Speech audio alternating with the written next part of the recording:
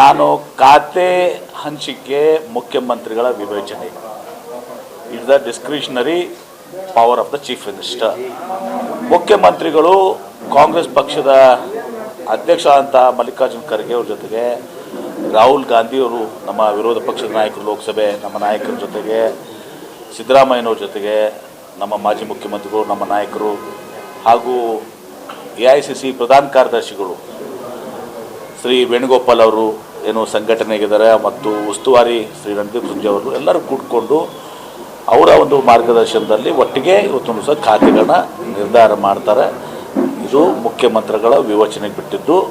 ಹೀಗಾಗಿ ಖಾತೆ ವಿಚಾರಗಳು ಎಲ್ಲವೂ ಕೂಡ ಅಫಿಷಿಯಲ್ ಆಗಿ ಯಾವಾಗ ಅನೌನ್ಸ್ ಆಗುತ್ತೆ ಆವಾಗ ಎಲ್ಲರಿಗೂ ಗೊತ್ತಾಗುತ್ತೆ.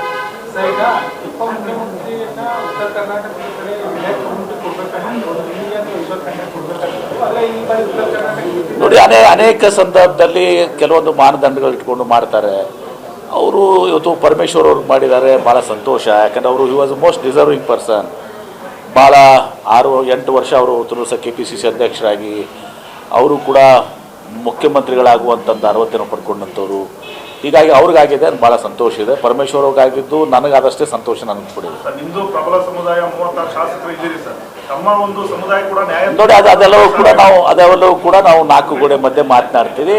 ನಮ್ಮ ಲಿಂಗಾಯತರಿಗೂ ಕೂಡ ಸೂಕ್ತವಾದಂಥ ಪ್ರಾತಿನಿಧ್ಯ ಎಲ್ಲವನ್ನು ಕನ್ಸಿಡರ್ ಮಾಡಬೇಕು ಅಂಥೇಳಿ. ಆದರೆ ಅದು ಕೆಲವೊಂದು ಮಾನದಂಡಗಳು ಅವ್ರ ಹೈಕಮಾಂಡ್ನಲ್ಲಿ. ಹೈಕಮಾಂಡ್ ಏನೇ ನಿರ್ಧಾರ ತೆಗೆದುಕೊಳ್ಳಿ ಅದನ್ನು ನಾವು ಸಂತೋಷದಿಂದ ತಲೆಬಾಗಿ ಒಪ್ಕೊಳ್ತೀವಿ. ಆ ರೀತಿ ತೀರ್ಮಾನ ಮಾಡಿದ್ರು ಕೂಡ ಅದನ್ನು ಕೂಡ ನಾವು ಶಾಶ್ವತವಾಗಿ ಒಪ್ಕೊಳ್ತೀವಿ. ಹಿಂದುಳಿದ ವರ್ಗ ಮತ್ತು ಒಕ್ಕಲಿಗ ಸಮುದಾಯಕ್ಕೆ ಮನೆ ಹಾಕಲಾಗಿದೆ, ಲಿಂಗಾಯತ ಮುಸ್ಲಿಂ ಸಮುದಾಯಗಳಿಗೆ ಅನ್ಯಾಯ ಆಗಿದೆ ಅನ್ನೋ ಹಿಂದುಳಿದ ವರ್ಗ ಯಾವುದು?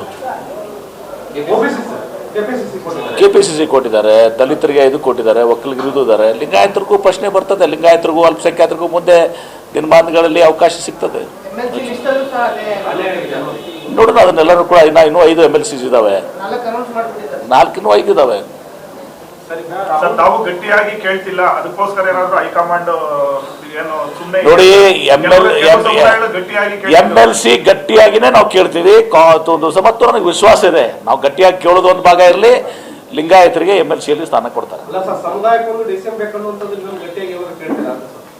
ನೋಡಿ, DCM ಮಾಡುವಂಥದ್ದು ಅವ್ರಿಗೆ ಬಿಟ್ಟು ನಾನು ಹೋಗಿ DCM ಮಾಡಿ ಅಂತೇಳಿ ನಾನು ಕೇಳಿಲ್ಲ. ಏನು ಅವರು ಇವತ್ತು ಸಹ 3-4 DCM ಕ್ರಿಯೇಟ್ ಮಾಡಬೇಕು ಅಂತ ಅಭಿಪ್ರಾಯ ಒಂದಿತ್ತು. ಇನ್ನೊಂದು DCM ಬೇಡ ಅಂತ ಅನ್ನೋದು ಅಭಿಪ್ರಾಯ ಇತ್ತು. ಕಡೆಗೆ ಒಂದಾದರೂ ಮಾಡೋಣ, ಅಟ್ಲೀಸ್ಟ್ ಪರಮೇಶ್ವರ್ ಅವ್ರಿಗೆ ಈಸ್ ಅ ಸಫರರ್ ಮತ್ತು ಅವರ ಕೊಡುಗೆ ಸಾಕಷ್ಟಿದೆ ಅಂತೇಳಿ ತುಂಬ ಮಾಡಿದ್ದಾರೆ. ಕಾದ್ ನೋಡೋಣ ಮುಂದೆ ಏನಾಗ್ತದೆ ಅಂತ. ಈಗ 2ನೇದಲ್ಲಿ ಮಹಿಳೆಯರು ಬರ್ತಾರೆ. ಈಗ ನೆಕ್ಸ್ಟ್ ಎಕ್ಸ್ಪಾನ್ಷನ್ ಮಹಿಳೆಯರು ಬರ್ತಾರೆ. ರಾಹುಲ್ ಗಾಂಧಿ ಅವರು ಹೇಳಿದ್ದಾರೆ, 1 ವರ್ಷದೊಳಗಡೆ ಪ್ರಧಾನಿ ನರೇಂದ್ರ ಮೋದಿ ರಾಜೀನಾಮೆ ಕೊಡ್ತಾರೆ, ಭಾರತದಲ್ಲಿ ಆರ್ಥಿಕ ಸಂಕಷ್ಟ ಎದುರಾಗಿದೆ ಅಂತ. ನೋಡಿ, ನೀವೇ ನೋಡ್ತಾ ಇದ್ದಾರಲ್ಲ, ಸುಳ್ಳು ರಾಹುಲ್ ಗಾಂಧಿ ಅವ್ರು ಹೇಳಿದ್ರೆ ಏನು ಸುಳ್ಳಿದೆಯಾ? Petrol rate, diesel rate, gas cylinder rate, gold rate, dollar rate, ಏನು ನರೇಂದ್ರ ಮೋದಿ ಅವರು ಮೊದಲು ಮಾತನಾಡಿದಾರಲ್ಲ ಅವೆಲ್ಲವೂ ಸೋಷಿಯಲ್ ಮೀಡಿಯಾದಲ್ಲಿದೆ. 65 ರೂಪಾಯಿ ಪೆಟ್ರೋಲ್ ಹೋಗಿ 100 ರೂಪಾಯಿ ಆಗಿದೆ, 100 ದಾಟಿದೆ.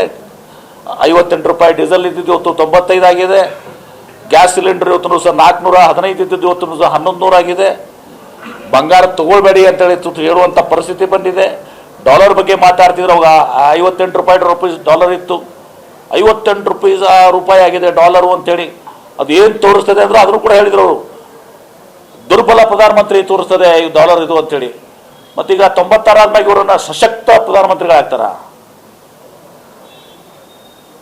ಇವತ್ತು ಯಾವ ಮಟ್ಟಕ್ಕೆ ನಮ್ಮ ದೇಶ ಹೋಗಿದೆ. ಇವತ್ತೊಂದು ದಿವಸ ಸಂಪೂರ್ಣವಾಗಿ ಇವತ್ತೊಂದು ದಿವಸ ನಮ್ಮ ದೇಶ ಇವತ್ತೊಂದು ದಿವಸ ಸಂಕಷ್ಟದಲ್ಲಿದೆ.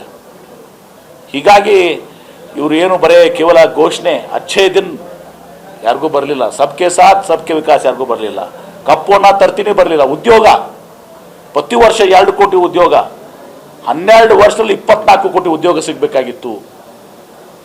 ಉದ್ಯೋಗ ಸಿಕ್ಕಿಲ್ಲ, ಉದ್ಯೋಗ ನಷ್ಟ ಆಗ್ತಾ ಇದೆ ಉಲ್ಟಾ. ಹೀಗಾಗಿ ಸಂಪೂರ್ಣ ಎಲ್ಲ ರಂಗದಲ್ಲೂ ನರೇಂದ್ರ ಮೋದಿ ಅವರು ಕೇಂದ್ರ BJP ಸರ್ಕಾರ ವಿಫಲ ಆಗಿದೆ. ಕೇವಲ ಅವರು ಮ್ಯಾನಿಪುಲೇಷನ್ ಮಾಡ್ಕೊಂಡ್ಬಂದು ಬೇರೆ ಪಕ್ಷವನ್ನು ಒಡೆದು ಹಾಕಿ ಮಷಿನ್ ಏನದಲ್ಲ ಲಾಂಡ್ರಿ ಮಷೀನಲ್ಲಿ ಹಾಕಿ ತೆಗೆಯೋದ್ರಿಂದ ಎಷ್ಟೋ ಜನ ಇದ್ದಾರೆ ಇವತ್ತೊಂದು ದಿವಸ. ಮತ್ತು West Bengal chief minister, Assam chief minister ಎಲ್ಲ ಬೇರೆ ಬೇರೆ ಇದ್ದಂಥವ್ರು. ಅಜಿತ್ ಪವಾರ್ ಪಾಪ ಇವತ್ತಿನ ದಿವಸ ಇಲ್ಲ, ಅಶೋಕ್ ಚವ್ಹಾಣ್ ಅವರಿದ್ದಾಗ ಅವ್ರ ಮೇಲೆ ಹಗರಣ ನಾಚಿಕೆ ಬರ್ತದೆ ಅಂತ ಇವರು ಹೇಳಿದರು. ಅವ್ರದ್ದು ಸ್ಕ್ಯಾಂಡಲ್ ಆದಾಗ ಈಗ ನಾಚಿಕೆ ಬಂದವರು ಮುಖ್ಯಮಂತ್ರಿ ಮಾಡ್ತಿರಲ್ಲ. ಕಾಲಚಕ್ರ ಇದು ಆಗ್ತದೆ. Downfall has started of Narendra Modi. ಅವರ ಡೌನ್ಫಾಲ್ ಸ್ಟಾರ್ಟ್ ಆಗಿದೆ. ಇವತ್ತು ಮುಂದೆ ದೇಶದಲ್ಲಿ ಇವತ್ತು ದಿವಸ ಭಾಳ ದೊಡ್ಡ ಬದಲಾವಣೆ. 29 29 ಚುನಾವಣೆ ಒಳಗಡೆ ಭಾಳ ದೊಡ್ಡ ಬದಲಾವಣೆ ಆಗುತ್ತೆ. ರಾಹುಲ್ ಗಾಂಧಿ ಅವರು ಹೇಳ್ದಂಗೆ ಆ ಸಂದರ್ಭದಲ್ಲಾದರೂ ಕೂಡ ಇವತ್ತು ದಿವಸ ಈ ಸರ್ಕಾರ ಪತನ ಆಗುವಂಥ ಎಲ್ಲ ರೀತಿಯ ಸಾಧ್ಯತೆಗಳಿದ್ದಾವೆ. ನೋಡಿ, BK ಹರಿಪ್ರಸಾದ್ ಅವರು ಕೇಂದ್ರದಲ್ಲಿ AICCಯಲ್ಲಿ ಇವತ್ತು ದಿವಸ ಪ್ರಧಾನ ಕಾರ್ಯದರ್ಶಿಯಾಗಿ ಅನೇಕ ರಾಜ್ಯಗಳನ್ನು ಸೇವೆ ಮಾಡಿದಂಥವ್ರು ಮತ್ತು NSY ಆಮೇಲೆ ನಿಮ್ಮ ಎಲ್ಲ ಇದರಿಂದ ಅಂಗಗಳಿಂದ ಬಂದಂಥವ್ರು. ಅವ್ರಿಗೆ ಸಾಕಷ್ಟು ಅನುಭವ ಇದೆ, ಸಾಮರ್ಥ್ಯ ಇದೆ. KPCC ಆರ್ಗನೈಸೇಷನ್ನಲ್ಲಿ ಇವತ್ತು ದಿವಸ ಅವ್ರಿಗೆ ಹಿಡಿತನೂ ಕೂಡ ಇದೆ ಮತ್ತು ಗಟ್ಟಿಯಾದ ಧ್ವನಿ ಇದೆ, ಸಿದ್ಧಾಂತ ಇದೆ. ಕೋಮುವಾದಿಗಳ ವಿರುದ್ಧ ಹೋರಾಟ ಮಾಡುವಂಥ ಅವ್ರ ನಿಲುವು ಭಾಳ ಬದ್ಧವಾಗಿದೆ. ಹೀಗಾಗಿ ಅವರು ಸಮರ್ಥವಾಗಿ ಇವತ್ತೊಂದು ದಿವಸ ಈ KPCC ಅಧ್ಯಕ್ಷರಾಗಿ ಇವತ್ತು ದಿವಸ ಆಗ್ತಾರೆ. ಅದು ನಿಶ್ಚಿತವಾಗಿ ಆಗುತ್ತೆ. ಸಿದ್ದರಾಮಯ್ಯ ಅವ್ರ ನೇತೃತ್ವದಲ್ಲಿ ಮಾರ್ಗದರ್ಶನದಲ್ಲಿ DK ಶಿವಕುಮಾರ್ ಅವರು ಮುಖ್ಯಮಂತ್ರಿಯಾಗಿ KPCC ಅಧ್ಯಕ್ಷರಾಗಿ ಹರಿಪ್ರಸಾದ್ ಅವರು, ನಾವು ಪರಮೇಶ್ವರ್ ಅವರು, ನಾವು ಎಲ್ಲರೂ ಕೂಡ ಕೆಲಸ ಮಾಡ್ತೀವಿ.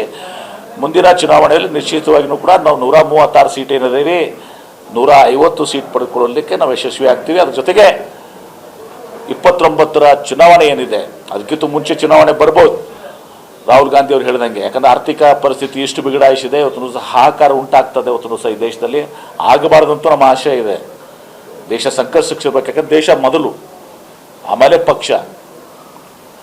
ಆದರೆ ಆ ರೀತಿಗೆ ಅಧೋಗತಿಗೆ ಇವತ್ತು ದಿವಸ ಒಯ್ದಿದ್ದಾರೆ. 2029ರ ಚುನಾವಣೆ ನಾವು ಕರ್ನಾಟಕದಲ್ಲಿ ನಾವು ಕನಿಷ್ಠ ಪಕ್ಷ 20 ಸೀಟ್ಗಳನ್ನ ನಾವು ಪಡ್ಕೊಳ್ತೇವೆ. ಒಬ್ಬರಿಗೆ ಒಂದೇ ಹುದ್ದೆ ಅನ್ನೋದು ನಿಮ್ಮ ವಿಚಾರಕ್ಕೆ ಬಂದಾಗ ಅನ್ವಯ ಆಗ್ತಾ ಇದೆ. DK ಶಿವಕುಮಾರ್ ವಿಚಾರದಲ್ಲಿ ಅದು ಯಾವುದೂ ಇರಲಿಲ್ಲ. ಅದು ಏನೋ ಒಂದು ಜವಾಬ್ದಾರಿಗಳನ್ನು ಕೊಟ್ಟಿದ್ರು, ಹುದ್ದೆಗಳನ್ನು ಕೊಟ್ಟಿದ್ರು. ಆದ್ರೆ ಈಗ ಮಂತ್ರಿ ಸ್ಥಾನ ಜೊತೆಗೆ KPCC ಸ್ಥಾನ ಕೊಡೋದಕ್ಕೆ ಹಿಂದೇಟ್ ಆಗ್ತಿದ್ದಾರೆ, ಕೊಟ್ಟಿಲ್ಲ ನೋಡಿ. ಅದು ಕಾರಣ ಏನು ಅನ್ನೋದು ಗೊತ್ತಿಲ್ಲ. ಅದು ನೀವು ಮಾತಾಡುವಂಥದ್ದು, ಅಲ್ಲಿ ಏನಾಗಿದೆ, ಏನು ಚರ್ಚೆ ಆಗಿದೆ ನಮ್ಗೆ ಗೊತ್ತಿಲ್ಲ. ಅದು ಹೀಗಾಗಿ ಆ ವಿಚಾರಗಳೇ ಅವು ಕೂಡ ಇವತ್ತು ದಿವಸ ನಮಗೆ ಗೊತ್ತಿಲ್ಲಾರ್ದು. ಹಾಗೆ ಅಂತೇನಿಲ್ಲ. ಈಗ DK ಶಿವಕುಮಾರ್ ಅವರು ಇದ್ದಾರಲ್ಲ, ಉಪಮುಖ್ಯಮಂತ್ರಿ ಆಗಿದ್ರು, KPCC ಅಧ್ಯಕ್ಷರಾಗಿದ್ರು. ವಿಶೇಷ ಸಂದರ್ಭಗಳು ಇರ್ತವೆ. ಸೋತವ್ರಿಗೆ ನಾವು ಇದು ಮಾಡಲ್ಲ. ಜಗದೀಶ್ ಶೆಟ್ಟರ್ ಅವರಿಗೆ ಮತ್ತೆ MLA ಸೋತ್ಮೇಲೆ MLC ಮಾಡಿರಲಿಲ್ವಾ? ಅಷ್ಟಾದರೂ ಪಕ್ಷ ಬಿಟ್ಟು ಜಿಗಿದ್ರು. ಆ ಮಾತು ಬೇರೆ. MP ಆದರೂ ಹೋಗಿ ಮತ್ತಲ್ಲಿ ಈಗ CWC ಮೆಂಬರ್ನ ಸಿದ್ದರಾಮಯ್ಯ ಅವ್ರನ್ನ ಮಾಡಿದ್ದಾರೆ. ರಾಜ್ಯ ರಾಜಕಾರಣದಿಂದ ಸಿದ್ದರಾಮಯ್ಯನ ರಾಷ್ಟ್ರ ರಾಜಕಾರಣ ಕಳಿಸ್ತಾರೆ. ಯಾಕಂದ್ರೆ ಇಲ್ಲಿಂದ ದೂರ ಮಾಡಕ್ಕೆ ಏನಾದರೂ ಹಾಗಂತಲ್ಲ. ಅವ್ರಿಗೆ ಒಂದು ಗೌರವಾನ್ವಿತ ಇದೊಂದು ರಾಜ್ಯಸಭೆ ಕೊಟ್ಟು CWC ಕೊಟ್ಟರೆ ಅವರು ಸಿದ್ದರಾಮಯ್ಯನವರು ಮೇಲೆ ಕೇಂದ್ರ ಸರ್ಕಾರ ಜೊತೆಗೆ ಕೇಂದ್ರದಲ್ಲಿ AICC ಜೊತೆಗೆ ಒಂದು ಒಡನಾಟ ಇರ್ತದೆ ಮತ್ತು ಅದೊಂದು ರಾಜ್ಯಸಭಾ ಉನ್ನತ ಇದು ಕೊಡುವಂಥದ್ದು. ಈಗ ಇದು ನಮ್ಮಲ್ಲಿರುವಂಥ ಪದ್ಧತಿ. ಅದು ಸಿದ್ದರಾಮಯ್ಯನವ್ರಿಗೆ ರಾಷ್ಟ್ರ ರಾಜಕಾರಣದಲ್ಲಿ ಅವ್ರಿಗೆ ಆಸಕ್ತಿ ಇಲ್ಲ. ಹೀಗಾಗಿ ಅವರು ರಾಜ್ಯದಲ್ಲೇ ಇರಬೇಕು ಅಂಥೇಳಿ ಇನ್ನು 2 ವರ್ಷ ಅವಧಿ ಇದೆ, ಇಲ್ಲೇ ಇರ್ತೀನಿ ನಾನು ಅಂತ ಹೇಳಿದರು. CWC ಮೆಂಬರ್ ಆಗಿ ಒಪ್ಕೊಂಡಿದ್ದಾರೆ.